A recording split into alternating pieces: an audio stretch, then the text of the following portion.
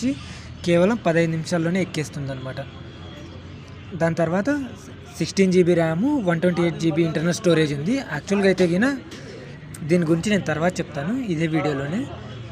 50 MP HD dual rear camera with dual video, అంటే front వీడియోని record చేసుకోవచ్చు, back side కూడా వీడియోని రికార్డ్ చేసుకోవచ్చు అనమాట. దాని తర్వాత 120Hz refresh rate, 6.78 full HD display, dot in display, అంటే డిస్ప్లే కూడా చాలా స్మూత్గా ఉంది, వాడడానికి కూడా చాలా మంచిగా ఉందన్నమాట.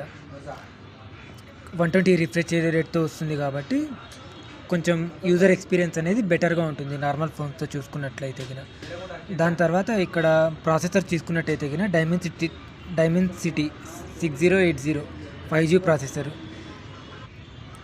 సో నేను ఈ మొబైల్ తీసుకున్నప్పటికీ ఈ ప్రాసెసర్ అనేది చాలా హై అనమాట. లైక్ ఇంకా దీని తర్వాత ఇంకా ఏది లేకపోయా అప్పుడు నేను తీసుకున్నప్పుడు. దీంట్లో నేను మెయిన్గా ఈ మొబైల్ తీసుకోవడానికి మెయిన్ రీజన్ ఏంటంటే వేపర్ ఛాంబర్ కూలింగ్. అంటే ఆటోమేటిక్గా మనం గేమ్స్ ఆడుతుంటాం కదా, మొబైల్ ఛార్జింగ్ పెట్టేసి బ్యాక్ సైడ్ కూలింగ్ ఛాంబర్ అనేది ఉండడం వల్ల ఎక్కువ మొబైల్ అనేది హీట్ అనేది అవ్వదనమాట. ఇంకా అలానే తీసుకున్నట్టయితే కానీ ఈ మొబైల్లో బైపాస్ ఛార్జింగ్ అని ఉంది. అంటే మనం మొబైల్ని ఛార్జింగ్ పెట్టేసి గేమ్స్ ఆడుతున్నామంటే గిన డైరెక్ట్గా మొబైల్ ఇంకా బ్యాటరీ నుంచి మొబైల్కి పవర్ సప్లై అవ్వదు, డైరెక్ట్ ఛార్జింగ్ పెట్టింటాం కదా, ఛార్జింగ్ పాయింట్ నుంచే మదర్ బోర్డ్కి పవర్ సప్లై అనేది జరుగుతుందన్నమాట. దానివల్ల బ్యాటరీ మీద ఎక్కువ బర్డన్ పడదు, ఎక్కువ ఎఫెక్ట్ అనేది పడుతుంది అనమాట. సో ఇక ర్యామ్ గురించి తీసుకున్నట్టయితే గిన